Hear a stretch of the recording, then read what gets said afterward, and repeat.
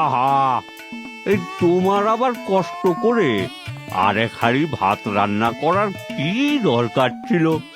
আর আদিক্ষেত করো না তো। বাপ ছেলে পাল্লা দিয়ে খেয়ে যাচ্ছে, আর আমার ভাতের যোগান দিতে দিতে প্রাণ ওষ্ঠাগত। তা আবার তোমার এই ছেলের মুখ দেখে ঘুম থেকে উঠে বটিতে হাত কাটলো। অপয়া কোথাকার। বাবা, অপয়া কি? সকালে ঘুম থেকে উঠে যাদের মুখ দেখলে কিছু না কিছু ক্ষতি হয় তাদের সকলে অপয়া বলে। অনেকে আবার বলে অনামুখ। এই নিয়ে আমার একবার বড় বিপদ হয়েছিল। কি হয়েছিল বাবা, বলো না। তবে শোন, তখন আমি প্রথম রাজসভায় যাচ্ছি। মহারাজের সাথে সেরকম ঘনিষ্ঠতাও হয়ে ওঠেনি। একদিন রাজবাড়ির এ কাজে ও কাজে বেশ রাত হয়ে গেল। মন্ত্রীমশাই বললেন রাতটুকু মহারাজের অতিথিশালায় থেকে যেতে। ব্যাস, তাতেই বিপত্তি।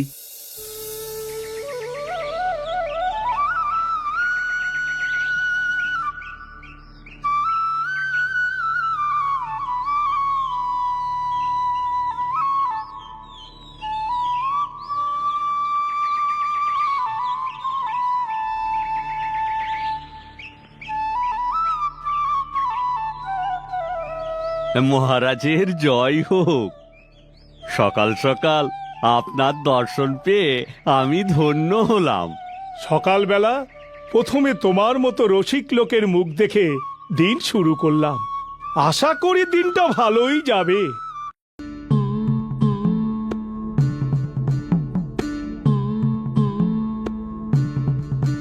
কি গো, এত দেরি করে ফিরলে? এই একটু দেরি হয়ে গেল বই কি। জানো তো, এই রাজামশাইয়ের সাথে দেখা হয়ে গেল। সাত সকালে রাজ দর্শন।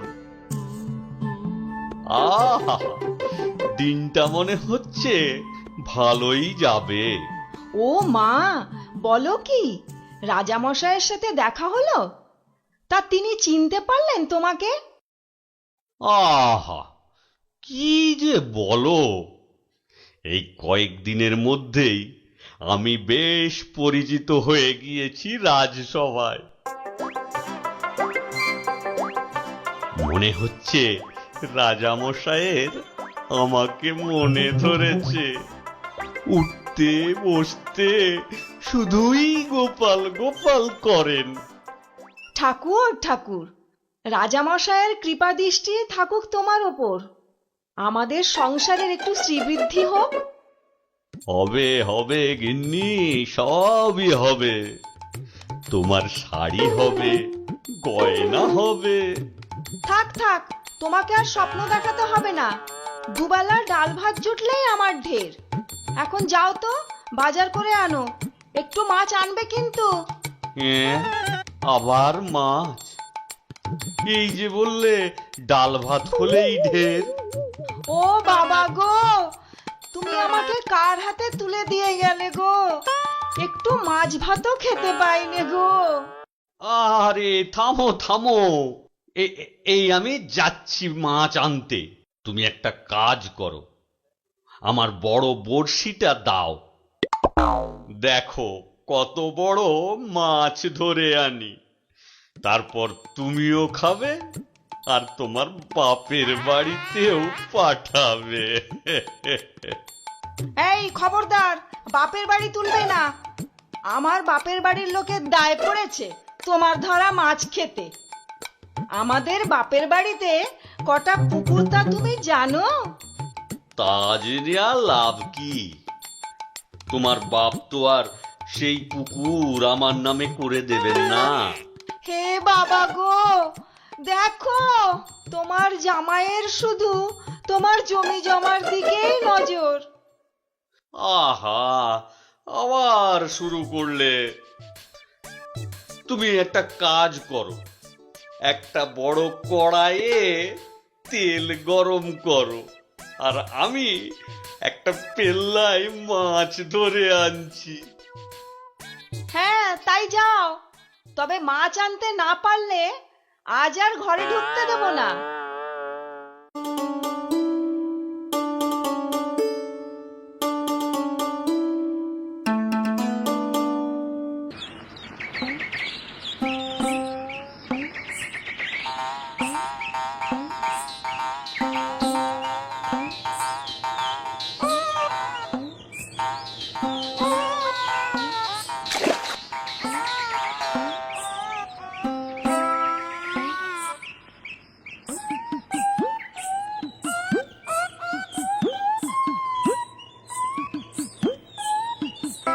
ধুস, ফতনাটা একবারও নড়ছে না।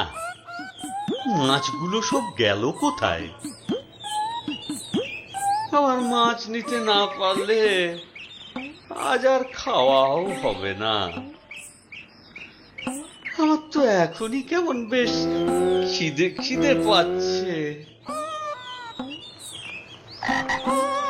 আরে এই তো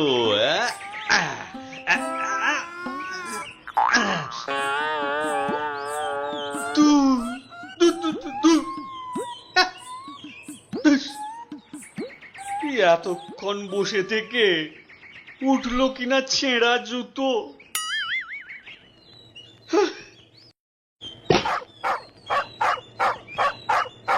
আজ যে কার মুখ দেখে উঠেছিলাম? ও, রাজা মশাইয়ের। তাহলে তো ঠিকই আছে, রাজদর্শন বলে কথা। পাবো পাবো, একটা বড় মাছ উঠলো বলে। এই তো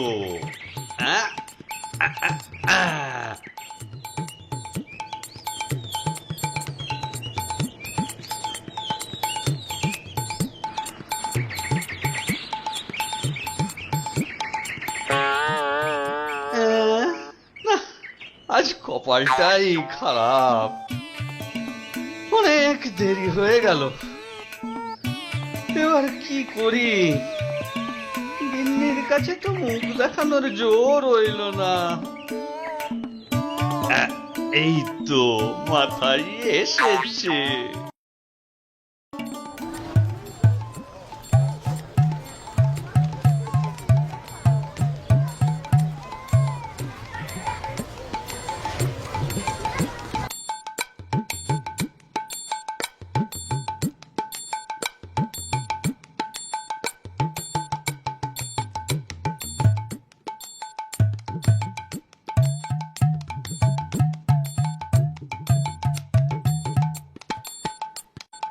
গিন্নি, ও গিন্নি, এই দেখে যাও গিন্নি, কত বড় মাছ ধরে এনেছি তোমার জন্য। ও মা, তাই তো? দাও দাও, আমি চটপট রান্না করে ফেলি। সত্যি তোমার গুণের শেষ নেই। তুমি যাও, চটপট পুকুরে স্নান করে এসো তো।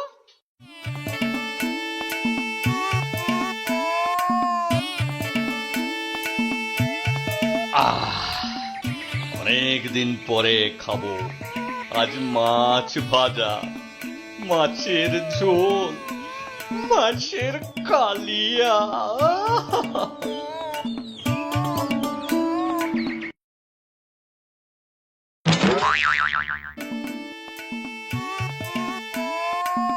ও মা, এ কি? তোমার টাকে চুল গজালো নাকি? এ কি নিয়ে এসেছো মাথায় করে?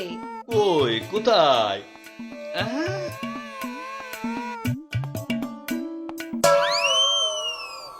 এ মা গো, ছ্যা ছ্যা ছ্যা ছ্যা ছ্যা, তাড়াতাড়ি মাথাটা ধুয়ে এসো। আমি স্নান করে পুজোটা সেরে নিচ্ছি।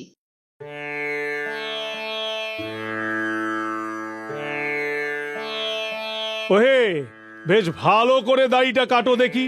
আজ অনেক দিন পর শ্বশুর বাড়ি যাব। আপনি কিচ্ছু ভাববেন না মহারাজ, আমরা 7 পুরুষ নাপিত। দেখুন না, এমন দাড়ি কাটছি যেন মাখনের উপর ছুরি চালাচ্ছি। আমার প্রপিতামহ শ্রী শ্রী কি যেন নামটা, হ্যাঁ, শ্রী শ্রী কালাচাঁদ। শুনেছি দাড়ি কাটতেন, যেন মনে হতো তলোয়ার চালাচ্ছেন। খুর ধরতেন একদম খাচাং।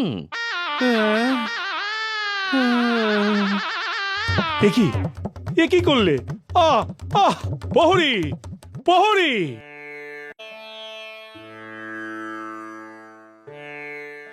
মহারাজ, আপনি এত ক্রোধিত হবেন না।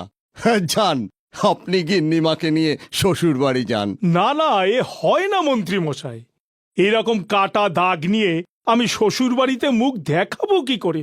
ও, আজ যে কার মুখ দেখে ঘুম থেকে উঠলাম! হ্যাঁ, মনে পড়েছে, গোপাল, বেটা গোপাল। ওফ, কি অপয়া, কি অপয়া! রক্ষী, রক্ষী!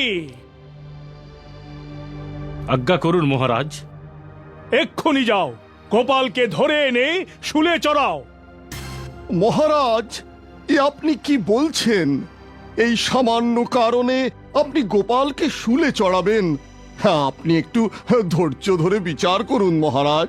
না না, আমার রাজ্যে অপয়াদের কোনো জায়গা নেই।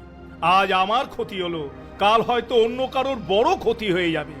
গোপালের মতো অপয়াকে বাঁচিয়ে রেখে কোনো লাভ নেই।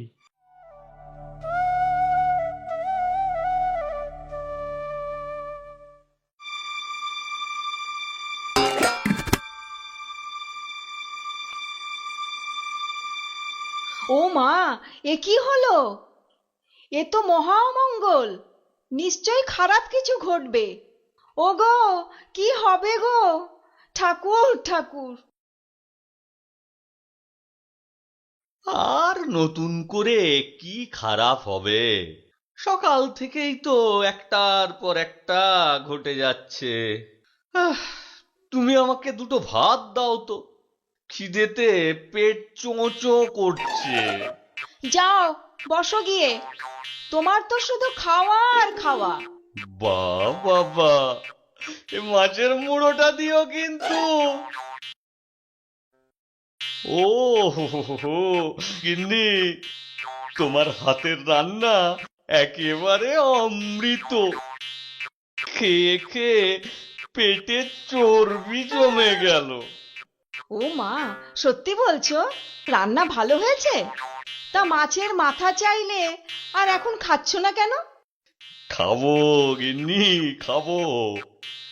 আগে অন্য সব খায়, সবার শেষে বেশ আয়েশ করে মাথাটা খাবো।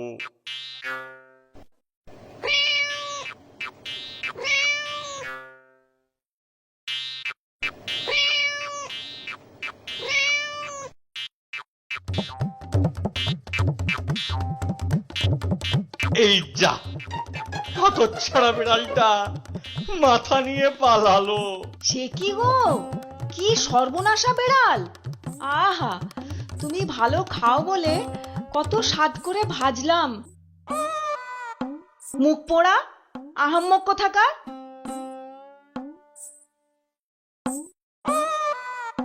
বেচারা বেড়ালের আর দোষ কি? সবই আমার অদৃষ্ট। আজ সকাল থেকেই সব খারাপই হচ্ছে। না, আমি যাই, একটু বাহিরে বসি গিয়ে।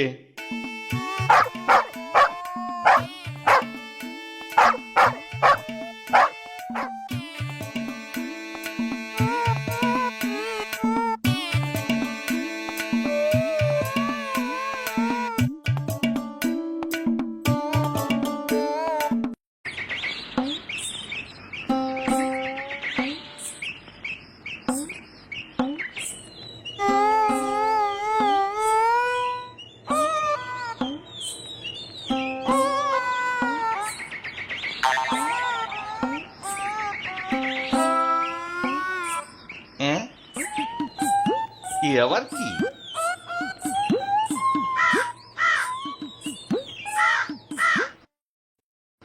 ওরে হতচ্ছাড়া, এখানেও শান্তি নেই। দূর, দূর হো, দূর, দূর হো।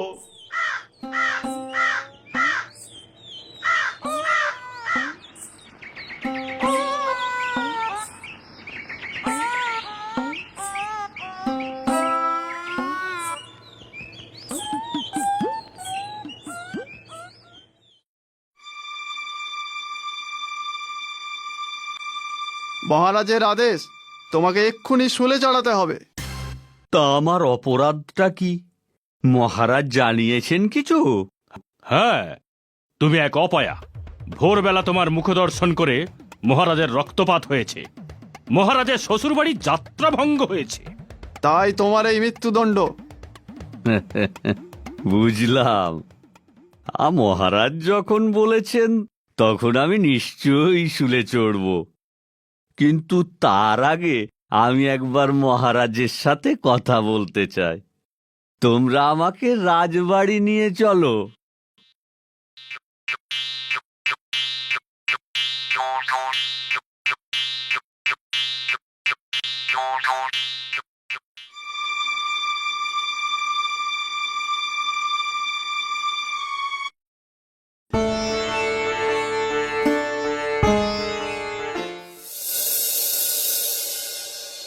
মহারাজের জয় হোক। ও আবার সেই অপয়া মুখ। রক্ষী, তোমরা এখনো ওকে শুলে চড়াওনি? মহারাজ, কি অপরাধ আমার? কি অপরাধ সেটা আবার বলতে হবে? তোমার মতো অপয়া দুনিয়াতে নেই। তোমার মুখ থেকে উঠে আমার এই বিপত্তি। তোমার মতো অপয়া বেঁচে থাকলে অনেকের ক্ষতি হবে, তোমার মৃত্যুই শ্রেয়। আপনি যথার্থই বলেছেন মহারাজ। আমি অপয়াই বটে, তবে দুনিয়াতে আমি সব থেকে বড় অপয়া কিনা তা নিয়ে কিঞ্চিত সংশয় আছে। গোপাল, তুমি কি বলতে চাইছো একটু বুঝিয়ে বলো তো। মহারাজ, আজ ঘুম থেকে উঠে আপনি আমার মুখ দেখেছেন বলে আপনার গাল কেটে সামান্য রক্তপাত হয়েছে, কিন্তু চিন্তা করে দেখুন, আমিও তো আজ আপনার মুখ দেখে উঠেছি। আর দেখুন, আজকে আমাকে শুলে চড়ে প্রাণ দিতে হচ্ছে। এবার আপনি বলুন মহারাজ, কে বেশি অপয়া, আমি না আপনি? মহারাজ, গোপাল যা বলছে তা কটু হলেও সত্যি। ভোরবেলা আপনার মুখ দর্শন করে ওর প্রাণ দিতে হচ্ছে। আপনি দেশের রাজা, এখন আপনি বিচার করুন। সত্যি গোপাল, তোমার উপস্থিত বুদ্ধিতে আমি মুগ্ধ। তুমি আমার চোখ খুলে দিয়েছ। তোমাকে শাস্তি দিলে আমি যে সব থেকে বড় অপয়া হয়ে যাব, না না, সে আমি হতে চাইনে। কি বলেন মন্ত্রী মশাই? যথার্থই মহারাজ। আর দেশের মহারাজা অপয়া হলে তা দেশের পক্ষে মঙ্গলকর নয়। গোপাল, তুমি শুধু আমাকে নয়, সমগ্র দেশকে মহা অকল্যাণ থেকে বাঁচিয়েছ। তোমাকে আমি মুক্তি দিলাম, আর তোমার বুদ্ধির পুরস্কার হিসাবে আমার এই আংটি আমি তোমাকে উপহার দিলাম।